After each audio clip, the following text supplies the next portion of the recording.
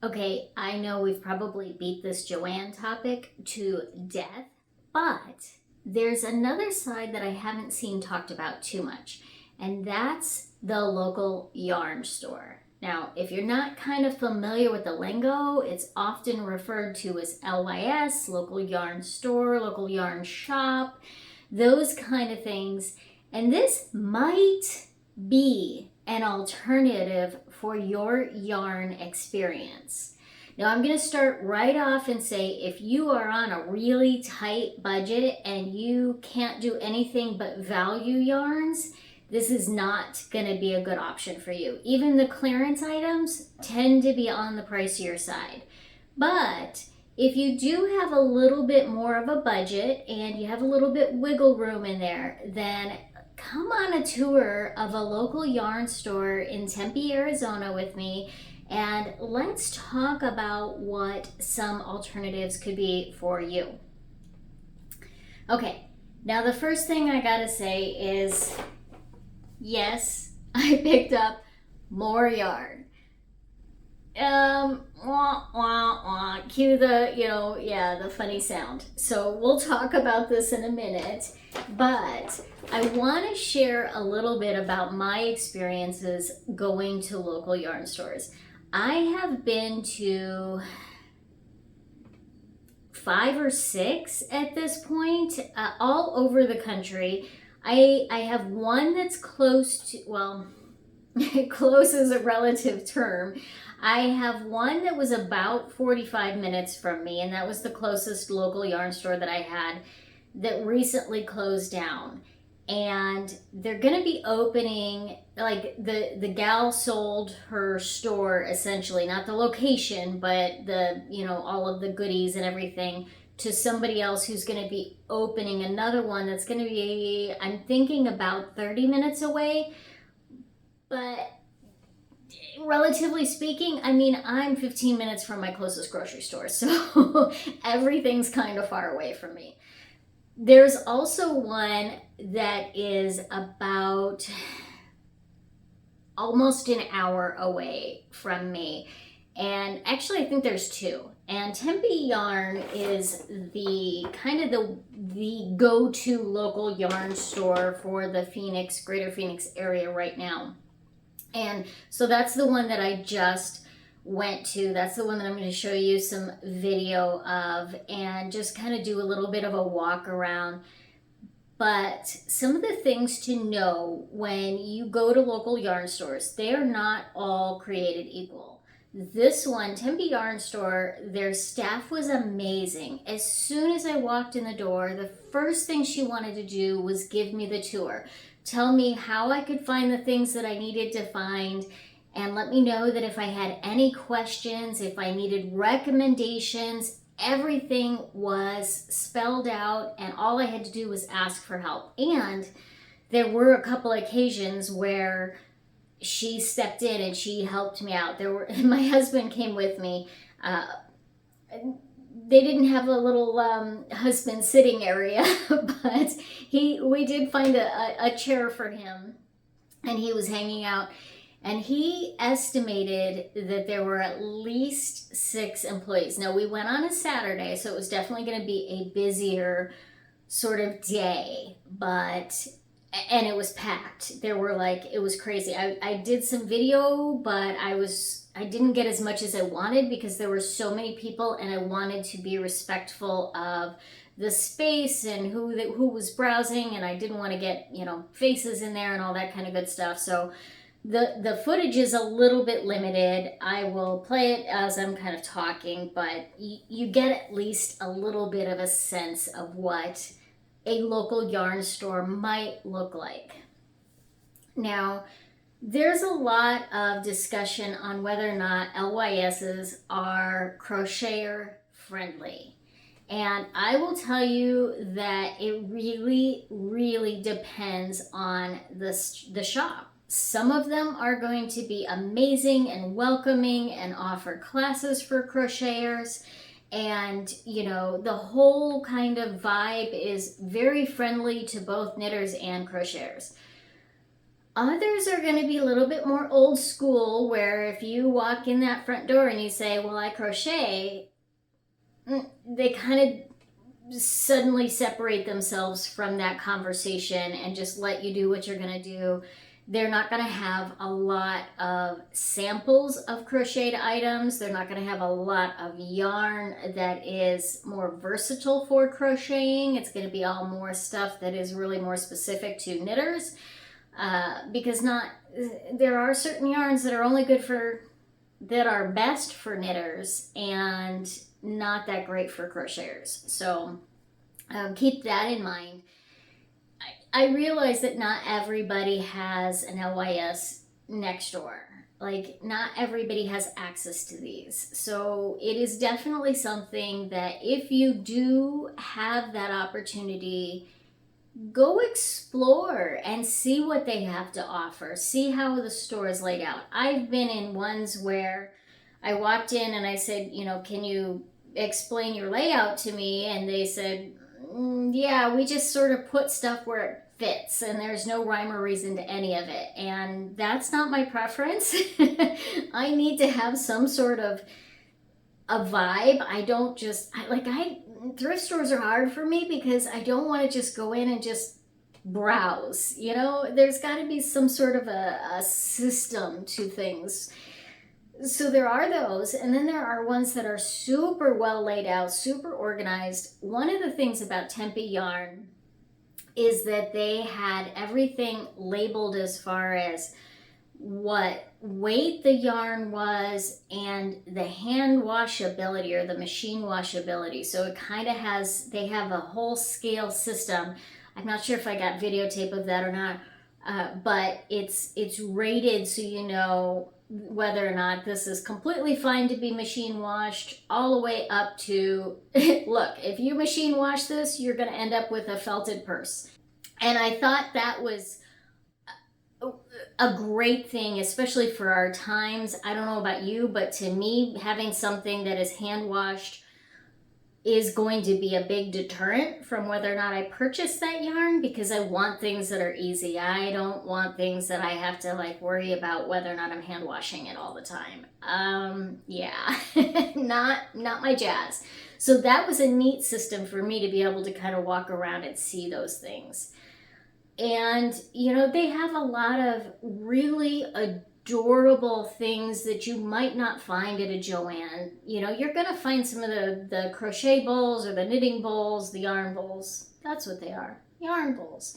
And you're going to find some bags, and you're going to find tools and notions and all of those kind of things. But for whatever reason, they feel more adorable at a local yarn store. They don't feel as commercial, as utilitarian. They feel more like art at a local yarn store.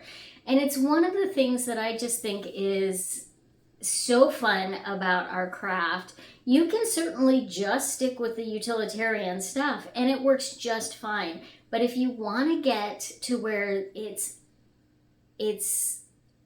a pleasure, it's a treat to be able to use the things that you are using to make your craft, then local yarn stores are going to be a great hit for that. They also have a tendency to carry a lot of yarns that you would not find at a Joann or a Michael or even a Hobby Lobby. Now, if you are a fan of the chunky yarns or the acrylic yarns, then, stick with the Hobby Lobbies, the Michaels, or the Hobby.com or some of those other, Yarnspirations websites where you can get those very budget-friendly, utilitarian yarns that are practical and beautiful, but very practical. Now, if you're ready to sort of step your game up a little bit, and it doesn't have to be a big leap, but if we're talking about something that you can get at Michael's for maybe $6 for 100 grams, you might be looking at twice that at a local yarn store for the the kind of the bottom of the barrel stuff. So the Baroccos are going to be a brand that you might find at a local yarn store that you wouldn't find it at Michael's or Hobby Lobby or some of those other places. Barocco is a step up. It's still a very commercial brand, so price point is sort of middle of the road. You're looking at about $14 to $15 a skein. And then you can kind of go up from there and you can get skeins that are all the way up to $35 to $40 a skein for some of the local or hand-dyed type stuff that you would find at local yarn stores. So I would really encourage you to go explore those options.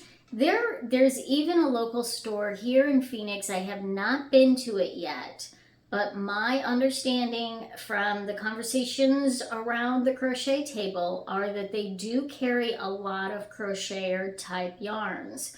So a lot more of the cotton for amigurumi and things that are really going to be, crocheter friendly. I might, if you're interested, let me know, and I might go do a tour of that one just to kind of see and check out what's there and what's available and give you another side of kind of, another option. And, in the meantime, consider it. It might be great if you are doing garments or even blankets. While it could get really pricey, sometimes it elevates the piece to a new level. I know I've told the story on here many, many, many, many times, but I used to have a complete... I would want to throw up in my mouth because of the blankets that I would feel and see made with cheap acrylic yarn. I swore off of any fiber arts for the longest time because I did not know that there was an alternative.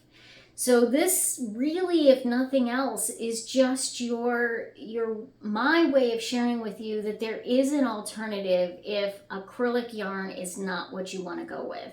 And if you cannot find the variety of wools or lighter weight yarns, because a lot of time the local stores, the Hobby Lobbies and the Michaels, they don't carry things like fingering or sport weight or DK weight yarns that are on the lighter side. They don't have a large variety of those because they appeal to the people that want the worsted weights and the chunky weights and the bigger yarns.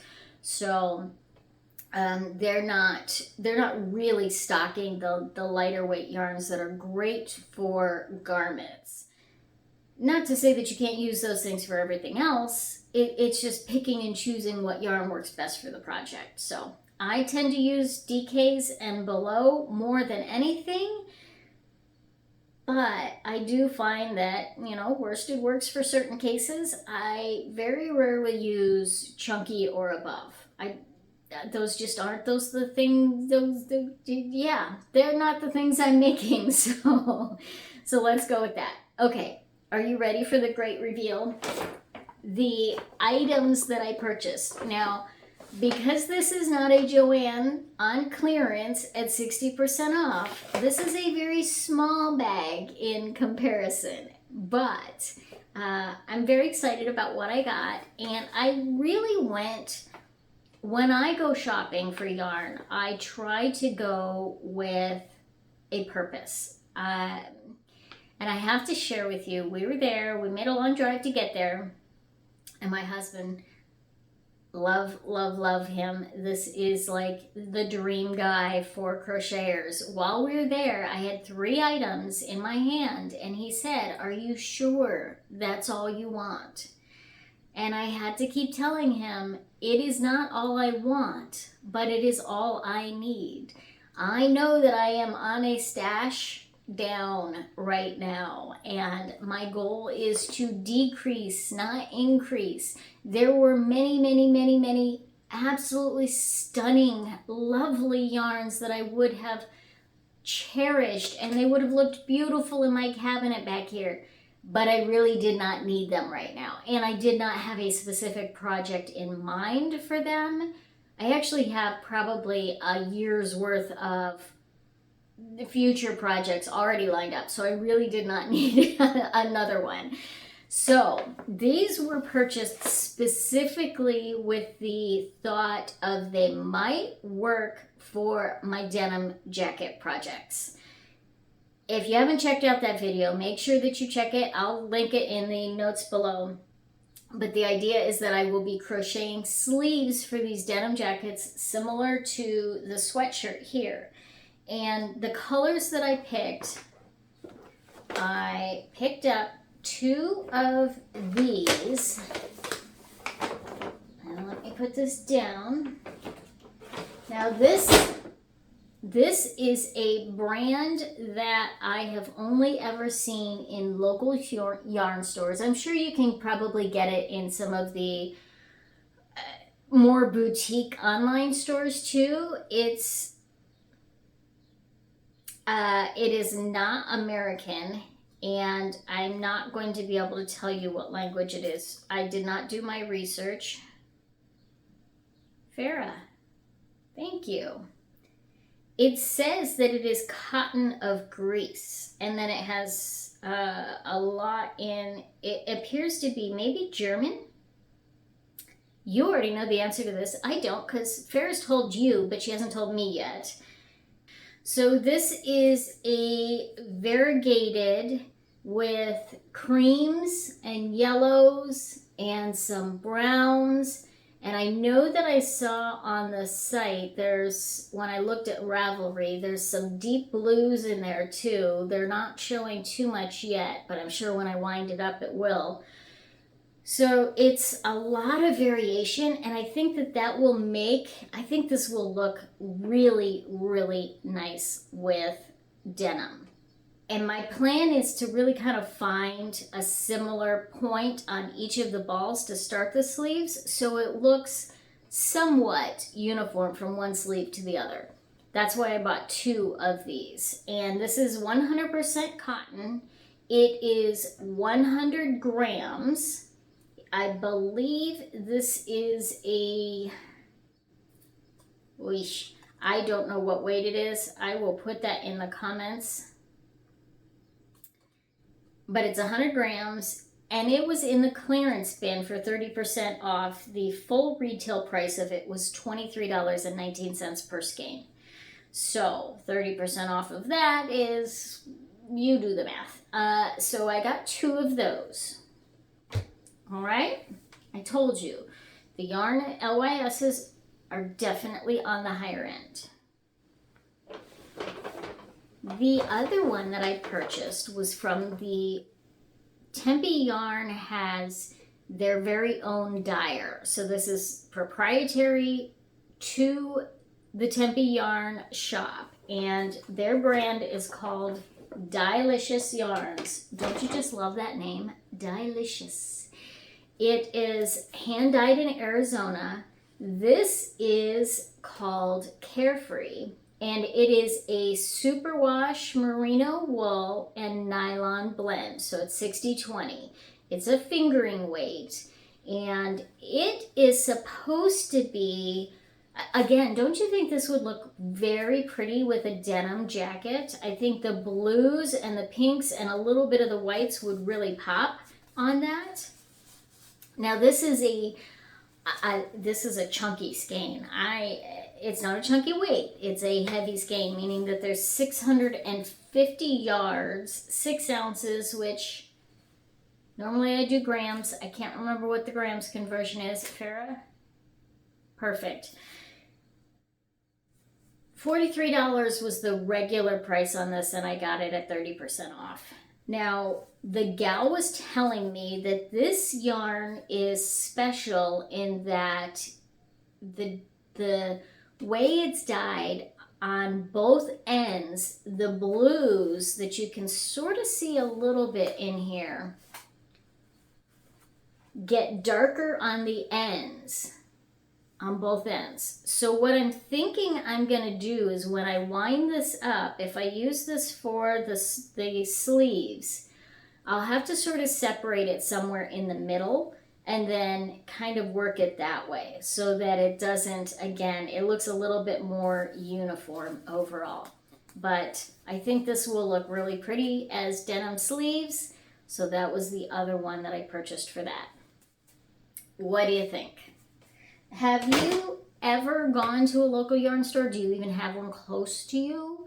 I would love to know what your experience is. Now, again, I know that there are some out there that are not crocheter friendly, and hopefully that begins to shift because crocheters are becoming much, much more popular than they have been, and they are elevating the crochet craft. It's not just blankets and amigurumi. There are amazing garments that can be made with crochet, and because of that, a lot of times we want to use some of the nicer yarns for those things. So if you have a little wiggle room in your budget to be able to afford some nicer yarns, then go check out your local yarn store and see what you can find. At least go check out the clearance bin because, hey, I'm always up for a good bargain, and I always check the clearance bin first.